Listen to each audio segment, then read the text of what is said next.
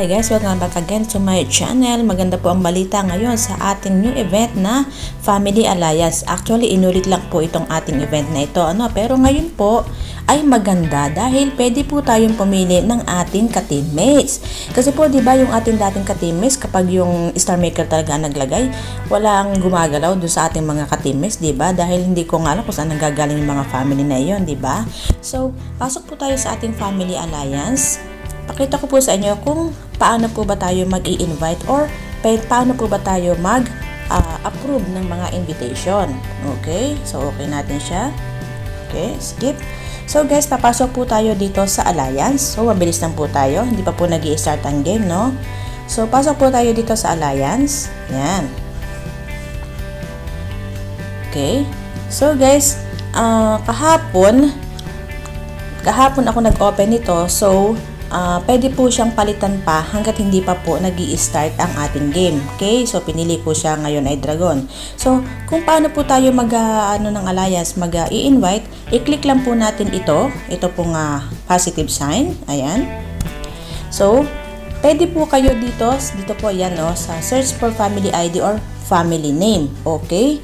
So, kailangan po mas maganda ID kasi po sa mga family name ay marami po pong mga abubot-abubot. Ayan, hindi po natin masyadong alam yung mga name nila. So, mas better po ay ID na lang, okay?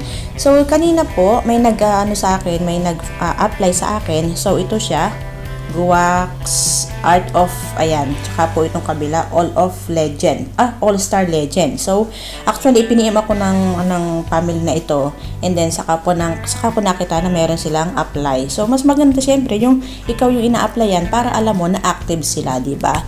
Ngayon, mas maganda rin ikaw ang mag-invite pero dapat kilala mo.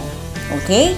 Para yung inyong team ay magkaroon ng buhay, kumbaga. Kasi yung dati nating teammates, aminin natin na hindi maganda yung binigay ni Star Maker. So, sabi niya, the Alliance will lock the families 3 hours before the event starts.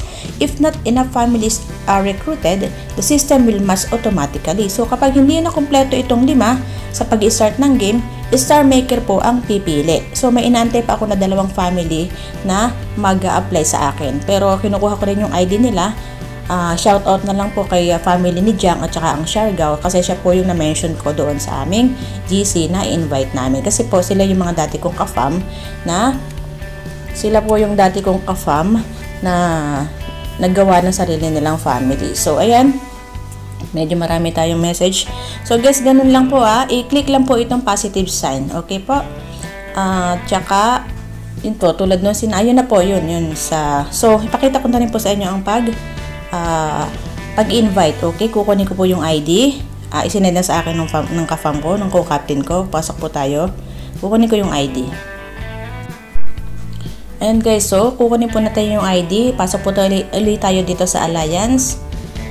Okay, so ang kanyang ID is, so pasok po tayo dito, mag-invite po tayo, no? So, positive sign.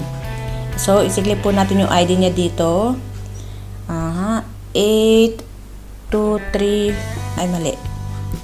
8, 2, 3, 4, 5, 5. Check natin. Oh, bakit wala lumabas? 8, 2, 3, 4, 5, 5. Tama ba? Wait lang po. Check ko lang yung ID niya kung tama. Sandali. So, guys, mali po pala. 8, 2, 3, 4, 4, 5. So, 8, 2, 3, 4, 4, 5. Okay, search.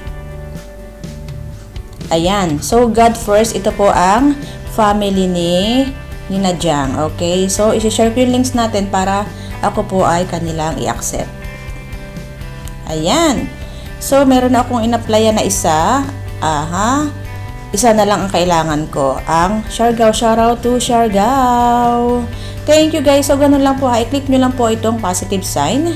And then, pwede rin naman po silang i-remove, palitan kung medyo may problema. Pwede po kayong magpalit at mag-invite or mag-accept hanggat hindi pa nag-i-start ang game. Kasi po, pag nag-start na ang game, Star Maker na po ang pipili kung sino ang ating ka-teammates. Okay? So, guys, thank you so much. Sana po nakatulong and good luck po sa event na ito. Bye!